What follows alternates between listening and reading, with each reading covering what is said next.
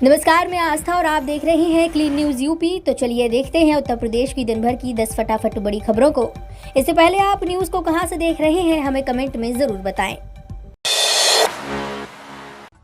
UP सरकार की नई डेयरी नीति, दूध फैक्ट्री पर 15 करोड़ का चारा प्लांट पर 5 करोड़ का अनुदान। यूपी सरकार ने यूपी में निजी और कोऑपरेटिव क्षेत्र में दुग्ध प्रसंस्करण इकाई लगाने वालों को 15 करोड़ रुपए अनुदान देने का फैसला किया है। पुरानी इकाइयों को विस्तार देने और आधुनिक मशीनें लगाने के लिए 7 करोड़ 50 लाख रुपए व उन्नत किस्म के पशु आहार बनाने के लिए फैक्ट्री लगाने वालों को भी 7 करोड़ 50 लाख रुपए का अनुदान दिया जाएगा। सीएम योगी आदित्यनाथ की अध्यक्षता में गुरुवार को ही कैबिनेट की बैठक में ये फैसला हुआ। इसमें उत्तर प्रदेश दुग्ध नीति 2018 को समाप्त करते हुए उत्तर प्रदेश दुग्धशाला विकास एवं दुग्ध उत्पाद प्रोत्साहन नीति 2022 को स्वीकृत कर दिया गया।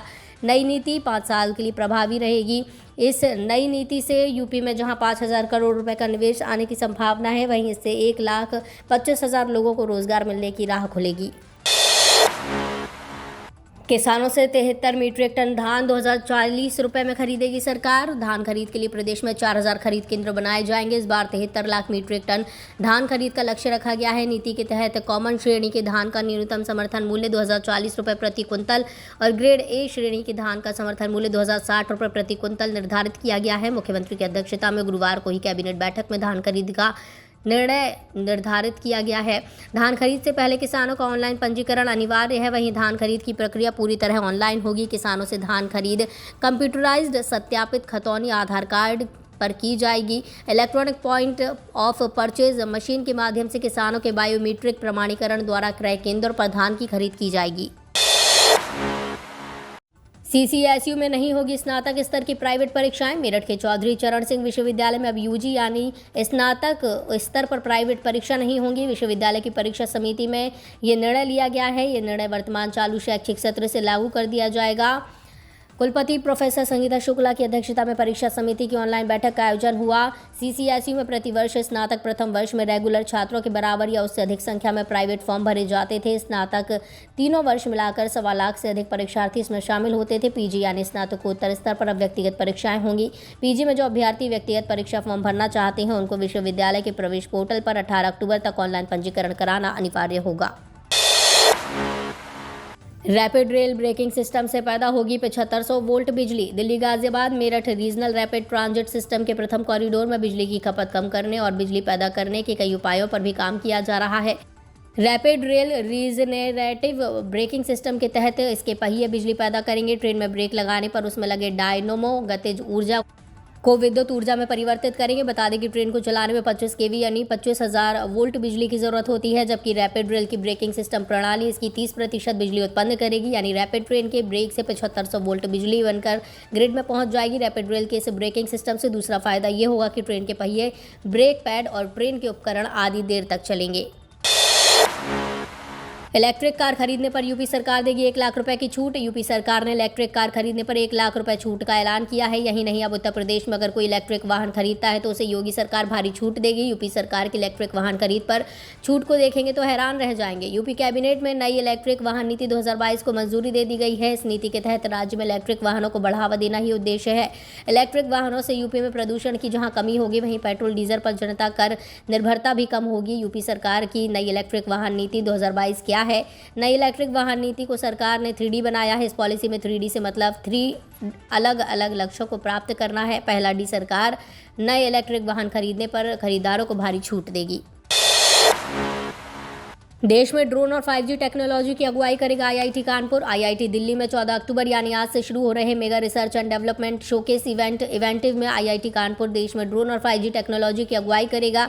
ये पहला इवेंट होगा जिसमें देश की सभी 23 आईआईटी हिस्सा लेंगे। इवेंट के दौरान 6 शोकेज में टॉप 75 प्रोजेक्ट का प्रदर्शन किया जाएगा। इनमें ड्रोन टेक्नोलॉजी शोकेज और 5G टेक्नोलॉजी शोकेस भी शामिल है, जिसकी अगुवाई आईआईटी कानपुर करेगा। हालांकि 5G टेक्नोलॉजी शोकेस के प्रदर्शन में कानपुर के साथ आईआईटी मद्रास की सहभागिता भी होगी, जबकि इवेंट में सबसे ज्यादा 12 प्रोजेक्ट्स आईआईटी कानपुर के शामिल होंगे।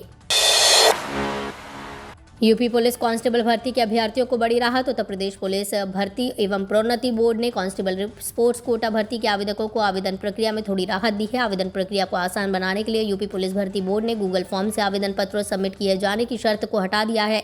यानी अब आवेदन पत्र सिर्फ ईमेल और बोर्ड कार्यालय में उपस्थित होकर व्यक्तिगत रूप से सबमिट ही करना होगा। यूपी PRPV ने कहा कि ग्रामीण इलाकों और दूरदराज के क्षेत्रों में रह रहे अभ्यर्थियों को आ रही दिक्कतों के चलते गूगल फॉर्म से आवेदन करने की अनिवार्यता को हटा दिया गया है। अन्य दो शेष मोड ईमेल व बाय हैंड आवेदन जमा करने की कार्रवाई पहले जैसी रहेगी। राशन की दुकान पर अब LPG सिलेंडर भी मिलेगा। सस्ते गल्ले की दुकान यानी सरकारी राशन की दुकान पर अब गैस सिलेंडर भी मिलेगा। गरीब राशन कार्ड धारकों के लिए शुरू की गई इस योजना में रियायती दर पर सिलेंडर मिलेगा। 5 किलो वाला गैस सिलेंडर भी उपलब्ध कराया जाएगा। दीपावली के पहले सभी राशन दुकानों से गैस की बिक्री शुरू कराने की योजना है। इसके लिए आपूर्ति विभाग व तेल कंपनियों के अधिकारियों के साथ बैठक हो चुकी है। राशन दुकानदार लगातार कमीशन बढ़ाने की मांग कर रहे हैं। सरकार कमीशन बढ़ाने की बजाय राशन दुकानदारों की आय बढ़ाने के लिए विकल्प की व्यवस्था कर रही है। राशन दुकानों पर जन सुविधा केंद्र खोले जाने हैं, जहां कोई भी व्यक्ति आय, निवास आदि प्रमाण पत्र आदि बनवा सकते हैं। अब 5 किलोग्राम वाले रसोई गैस सिलेंडर की बिक्री कराने की योजना है। नोटबंदी को लेकर सुप्रीम कोर्ट ने जारी किया केंद्र सरकार और RBI को notice. Reserve bank of India द्वारा जारी की गई 2016-17 से लेकर ताजा 2021-22 तक की एनुअल रिपोर्ट्स के अनुसार RBI द्वारा नोटबंदी के बाद 2016 से लेकर वर्तमान समय तक 500 और 2000 के कुल 6,849 करोड़ रुपए की करेंसी के नोट छापे थे, जिनमें से 1,680 करोड़ से ज्यादा करेंसी नोट सर्कुलेशन से गायब होने की खबर है। इसके बाद नोटबंदी वाला मामला अब भी सुप्रीम कोर्ट में है और इस मामले को लेकर अब कोर्ट ने नोटबंदी पर केंद्र सरकार और भारतीय रिजर्व बैंक को नोटिस जारी किया है। सुप्रीम कोर्ट ने नोटबंदी वाले मामले में आगे की जांच करने के चलते केंद्र सरकार और भारतीय रिजर्व बैंक को नोटिस जारी किया है। इतना ही नहीं, सुप्रीम कोर्ट ने दोनों से 9 नवंबर तक जवाब की मांग की है। मौसम ने ली करवट। बारिश के बाद अब खिली धूप। बदलते मौसम का असर उत्तर प्रदेश में दिखाई दे रहा है। लखनऊ से लेकर गोरखपुर के मौसम में बदलाव हो रहा है। मानसून के लौटने के और सर्दी के आगमन की आहट साफ महसूस की जा सकती है। प्रदेश के आसमान में धुंध का असर दिखाई देने लगा है। दिन में धूप निकलने के कारण उमस जैसी स्थिति बन रही है। 3 से 4 दिनों तक झमाझम बरसात के बाद यूपी में बारिश से राहत मिल गई है। राजधानी लखनऊ में इसी प्रकार का साफ मौसम बन गया है। प्रदेश के कई जिले ऐसे हैं जहां धुंध और कोहरे के बीच दिन की शुरुआत हुई। इनमें लखनऊ, कानपुर सहित पश्चिमी यूपी के कई जिले शामिल रहे। सुबह के वक्त वाहन चालकों को गाड़ी की हेडलाइट ऑन करनी पड़ी। ये तो थी दिन भर की बड़ी खबरें। रोजाना सुबह और शाम यूपी की ताज़ा खबरों के लिए चैनल को सब्सक्राइब करना बिल्कुल न भूलें।